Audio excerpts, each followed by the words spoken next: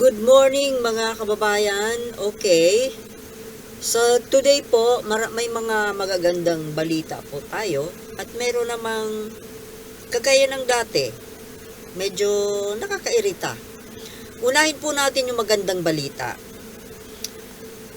Ito pong masayang balita lalo na doon sa pamilya ni Mary Jane Veloso, na isa pong OFW na batang-bata pa siya, no? Siguro nung time na lumabas siya ng bansa para magtrabaho po sa bansang Indonesia, parang batang-bata pa siya. Kasi up to now, ngayon nga po na okay, napalaya na siya at papauwi na po siya dito sa bansa natin. 2010 po nangyari, no? 2010, during the time of Noynoy Aquino. So, 2024 ngayon, ibig sabihin 14 years. 14 years po siyang nakulong sa ibang bansa, sa bansang Indonesia. Nakakaawa naman po mga kababayan, di ba? Ito po ang mga malulungkot na istorya na nangyayari sa mga kababayan po natin na nagbabakasakali, naglalakas loob na lumabas ng bansa para lang kumita, makapaghanap buhay. Nakakalungkot, di ba? Pagkatapos, ito pa yung mangyayari. Makakasuhan ka ng isang bagay na hindi mo naman actually ginawa. Napagbintangan siya na, drug trafficking, kasi nakuhanan siya ng droga sa loob ng kanyang bag na wala naman siyang kaalam-alam. So, sino po ba ang may kasalanan dito? Maaaring yung recruiter niya. Pero nakapagtataka, bakit nasa loob ng bag niya, kailan ito inilagay? Kasi, syempre, kung nasa bag niya, di ba, nag-ayos siya ng kanyang mga gamit, nagsilid ng kanyang mga kagamitan, doon pa sa kanyang bahay. Siyempre. Ngayon, natural, hindi naman imposible na nasingitan siya. So, when was that? At sino yung may kagagawan? So, yun po ang isa sa mga malulungkot na kwento tungkol sa mga kababayan natin na nangingibang bansa. Dahil po sa kawalan ng maayos na hanap buhay dito sa loob ng bansa natin. Kaya sana naman po, talagang magkaroon na ng pagbabago dito sa atin na sana naman magkaroon ng mga matatrabaho. Hindi lang basta trabaho, kundi trabaho na may maayos na compensation, sweldo, kita, para hindi na po lumalabas ng bansa ang mga kababayan natin. And then ito nga po, I just don't know kung may asawa ba ito kasi bata pa siya eh. Na ang nangyari nga po nito, mula pa nung ito ay pumutok ang balitang ito na siya ay nakulong sa Indonesia, panahon ng presidency ni Noynoy Aquino, sinubukan naman po niya na gumawa ng paraan para siya ay mapawalang sala at mapabalik dito sa atin, pero wala pong nangyari, di ba? And then, here comes the next administration, yung Duterte administration, na wala rin pong nagawa. In fact, parang nagbigay pa siya ng go signal na ituloy yung pagbitay dito kay Mary Jane. Diba? Imbis na tulungan yung kababayan natin, parang nakiayon pa siya doon sa bansang Indonesia na ituloy yung pagbitay sa kanya. Kasama ng ilang mga criminals din na nasintensyahan ng parusang kamatayan. Although, hindi naman natuloy kasi nakiusap ng husto itong pamilya ni Mary Jane. Anyway, fast forward. So, ngayon nga pong panahon ni PBBM, hindi po natin maarok kung sa papanong paraan ni PBBM nagawan ito ng paraan na mapawalang sala itong si Mary Jane at makabalik po dito sa bansa natin at sa kanyang pamilya. But then, I just don't know kung makukulong pa rin ba siya dito sa Pilipinas. Sa tingin ko naman po, siguro, sapat na rin po siguro yung suffering, yung kanyang parusa na natanggap. Biruin mo 14 years. 14 years na nakulong at sa ibang bansa pa. 'Di ba napakalungkot po no na maranasan ng isang kababayan. Ngayon, so ito nga po, ito po isang masayang balita at tayo po ay nagpapasalamat sa ating gobyerno, lalo na po sa ating Pangulong PBBM, kasi we just don't know kung paano niya nahilot yung Indonesian government. Kasi, syempre, maaring dahil sa may charm itong si PBBM at maybe because he is a Marcos. Kasi, sa ibang bansa, lalo dito sa Southeast Asia, mataas po ang tingin sa dating Pangulong Marcos Sr. Maganda, inirerespeto yung dating President Marcos Sr. Dito lang naman po sa atin, maraming tumuligsa sa kanya. Well, dala ng inggit. Anyway, that is the past. So, yun na nga po. So, pauwi na yung bata. Sinasabi kong bata kasi batang-bata eh. Bata pa eh. Doon na lang siya, pero oh my God, 14 years. 14 years sa kulungan. At ang malungkot eh, hindi man lang dito sa sariling bayan na kulong, kung saan pwede siyang dalawin ng mga kamag-anak, di ba? But sa ibang bansa, natural hindi siya madadalaw doon, mahihirap na pamilya lang ito. So, malaking dagok at kalungkutan po para sa pamilya yung nangyaring ito sa kababayan nating si Mary Jane Veloso.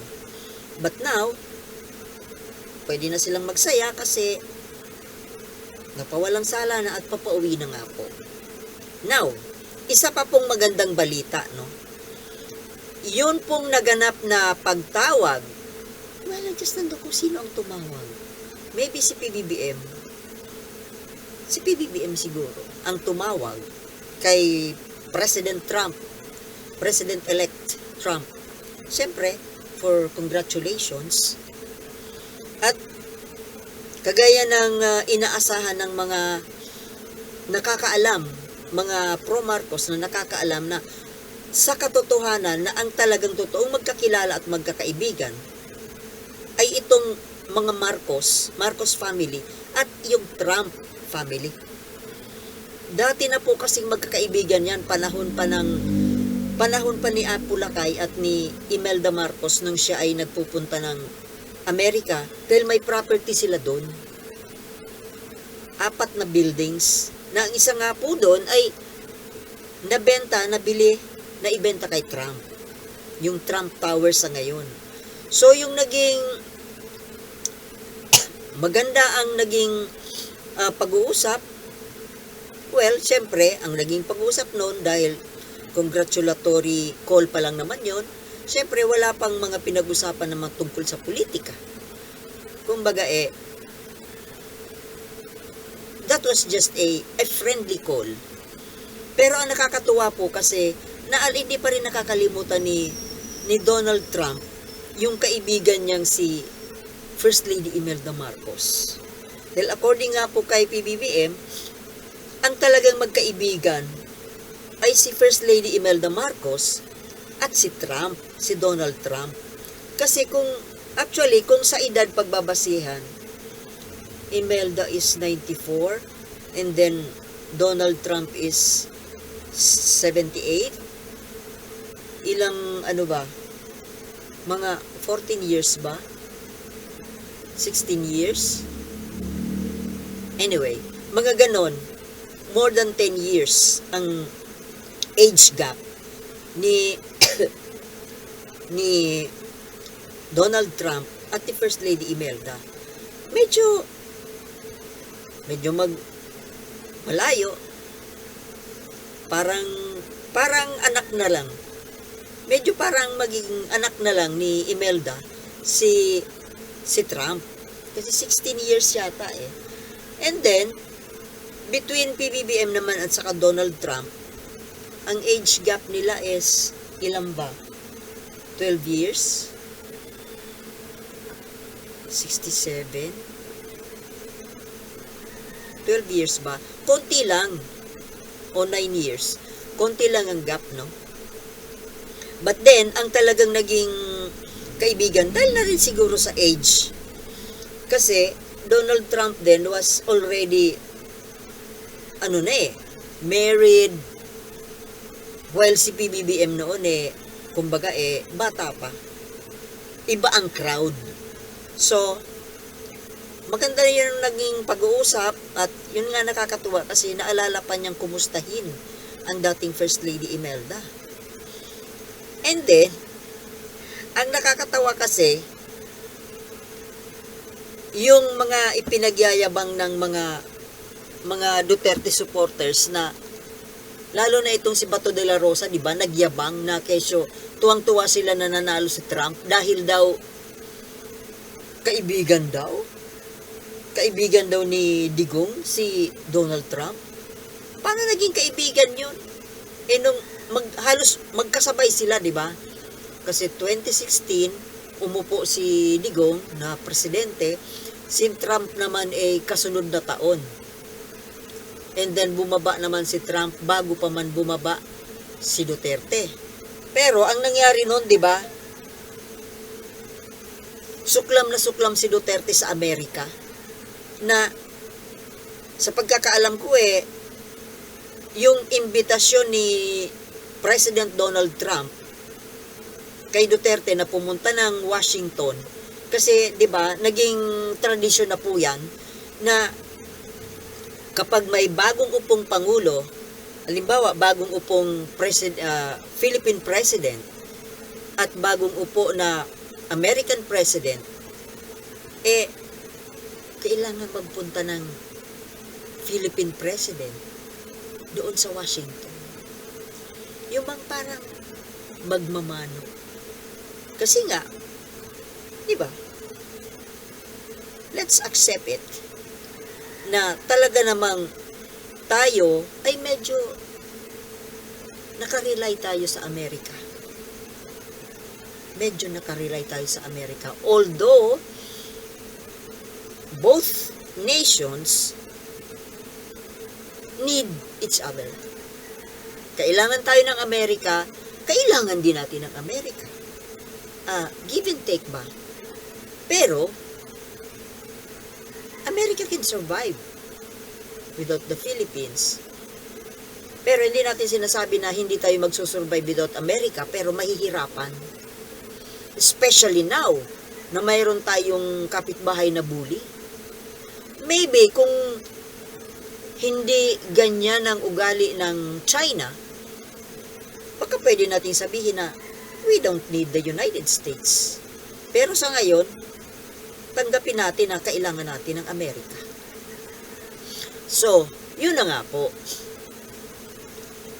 Parang napahiya yung mga DDS, Kasi ang yabang-yabang nila na kesyo nanalo si Trump at itong si Bato de la Rosa, tinawag pang kumpare daw niya si Trump.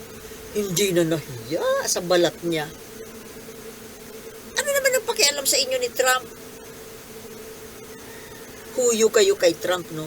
Mas maniwala pa ako na si PBBM ang mas kaibigan ni Trump. Dahil nga, talagang mayroon silang ah, past, mayroon silang history of friendship. Although hindi si PBBM mismo ang direktang kaibigan ni Trump, yung nanay niya, si First Lady Imelda. But then, syempre, anak eh. Ganun na rin yun. At na-meet na rin siya, syempre, ni PBBM noong araw, si Trump. So, yun. Good news po yun para sa atin, kasi napahiya yung mga DDS. Pahiya kayo. Oh, masayang-masaya kayo na nanalo si Trump dahil akala ninyo may makukuha, may mapapalang benepisyo yung Duterte Group kay Trump. Masyado kayong daydreaming. So, isa pa po nating babanggitin lang natin sa ngayon ay itong pag-resume ng Quadcom hearing tungkol pa rin sa budget ng Office of the Vice President at ng DepEd noong panahon ni Sara Duterte nang siya pa ang sekretary.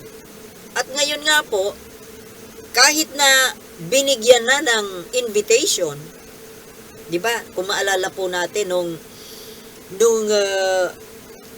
Quadcom hearing na si Digong Duterte ang resource person, na biglang sumulpot doon si Sara para alalayan yung kanyang ama na hindi naman na-appreciate ng ama.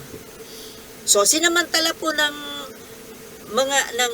mga officials ng Congress na iabot personal na matanggap ni Sara Duterte yung imbitasyon. Kasi before, sa mga previous hearings, ang idinadahilan ni Sara ay wala siyang natanggap na imbitasyon. So ngayon, natanggap niya mismo sa kamay niya. Pero eto, nanood ako ng konti bago ako nag-vlog ngayon, wala si Sara, hindi nag-attend. Kasi bakit? Ayaw daw niyang mag-attend kasi bias daw ang Congress. Kesyo, nung ilang beses na daw siyang nag-attend, hindi naman daw siya tinatanong. Kasi po yung pinakahuling pag-attend ni Sara noon, yun ang nireklamo niya na ang tagal daw niya nakaupo doon, hindi naman daw siya tinatanong, kaya nga siya nagpaalam ng umalis. Paano naman kasi siya tatanungin, mga kababayan? Hindi naman kasi siya nag-take ng oath. Diba? Kasi, halimbawang pinagtatanong siya doon na hindi siya nag-take ng oath, hindi naman natin masasabi na totoo yung mga pinagsasabi niya, mga sagot niya. Kasi kaya nga mag-take ng oath na to tell the truth and nothing but the truth. Kung hindi ka nag-take ng oath, puro kasi nangalingan lang ang pagsasabihin mo doon. Kaya what's the point na tanungin siya? So ngayon, yun ang naging katwiran niya. Na kesyo bakit pa daw siya mag-a-attend, magsasayang lang siya ng oras, hindi naman daw siya tinatanong. Alam niyo, mga kababayan, ang itong pag-iwas ni Sara Duterte na umattend dyan sa mga hearing kung saan kailangan niyang sagutin yung mga katanungan tungkol sa mga budget, sa mga perang nawawala. Na of course, ano pa nga ba ang masasabi natin kundi winaldas? Either winaldas o binulsa. So ngayon, ako para sa akin, ang masasabi ko lang dyan, isa lang ibig sabihin niyan kung umiiwas. Guilty. Guilty. Takot sa mga tanong, or kung hindi man takot dahil wala siyang kinakatakutan dahil bratinela nga, iwas sa mga tanong, ayaw sagutin, hindi na lang siya sasagot kasi nga bastos.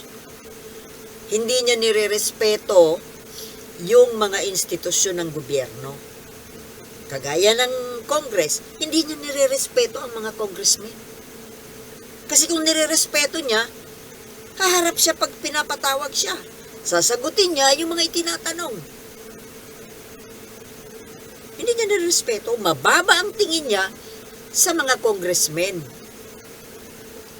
Kaya ito mga congressmen, excuse me, alam mo yun, nahihinaan din ako dito sa mga congressmen eh. Bakit ba hanggang ngayon, sa mga kabastusan na ginawa ni Duterte, nitong mag-amang Duterte, bakit? Wala naman kayong ginawa, pinapalagpas. Even yung pagharap niya ni Digong, yun na lang na panggugulo niya doon, yung pag-amba niya ng suntok kay Dilima, yung pakikipag-away niya kay Trillanes. Hindi pa dapat na contempt na yon? Pero bakit hindi? Kagaya ni Sara, marami ng mga instances na dapat na contempt. Pero wala, hindi ginagawa. Kasi, takot din kayo. Takot pa rin naman kayo sa mga Duterte. Kasi, akala ninyo, ganun sila ka-powerful at naniniwala kayo na makakabalik sila sa pwesto. Kaya ganyan na lang kayo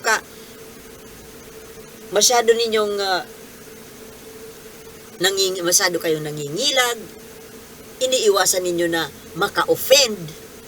Para nga naman, pag sa panahon na nakabalik sila,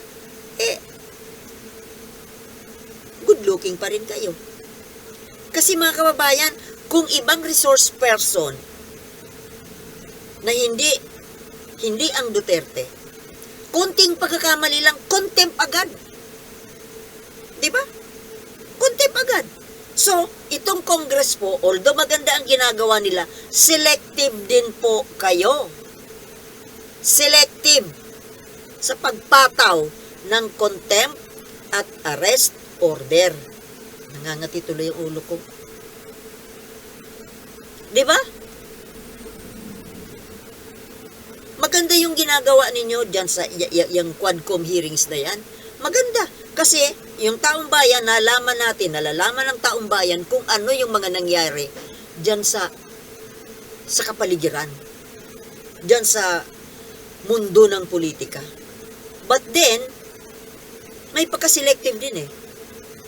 O ngayon nga, ano na ba ang nangyari doon sa kaso ni Alice Guo, ni Cassandra Ong? Ano na? Wala na. Nasaan na kaya yung dalawang yun? Wala man lang ng follow-up news. At ngayon naman ito. Kapag ordinaryong tao, ang bilis nyo magpataw ng contempt. Pero pag Duterte, kahit na matindi na ang kabalbalang ginagawa, pambabastos, kahit na nambabastos na, ang mga galaw ay hindi katanggap-tanggap, hinahayaan nyo lang. Kaya namimihasa eh. Namimihasa dahil pinapakita ninyo na wala kayong magagawa laban sa kanila. Takot. Kitang-kita eh. Nakikita, although mas okay pa naman kayo sa Senado dahil ang sa Senado talagang hinahagkan yung talampakan ni Sara. Pero at least diyan, kahit papano, inilalagay si Digong sa kanyang lugar, pero ganun pa rin. Kumbaga mayroon pa ring favoritism. Hindi pa rin magawa na talagang ilagay sa dapat kalagyan itong mag-aama. Kasi even si Pulong Duterte, di ba? Yung 51 billion na nawawala. Bakit wala kayong, hindi nyo iniimbestigahan nyo? Ewan ko kung kailan ng mga ito talagang gagalaw ng tama. Hinihintay pa siguro na, well, abangan natin sa mga susunod na araw kapag, ipapadampot nga ba sa ICC or ewan natin. So mga kababayan, hanggang dito na lamang po. Yun lang po ang gusto ko na ihatid sa inyo. Yung mga magagandang nangyari at yung mga hindi. Okay? So hanggang dito na lamang po kasi ako ay may lalakarin. Maraming salamat po sa panonood at magkita-kita po tayong muli. Thank you very much. Mahalin po natin ang ating bayan dahil ito lamang po ang nag-iisa nating tahanan.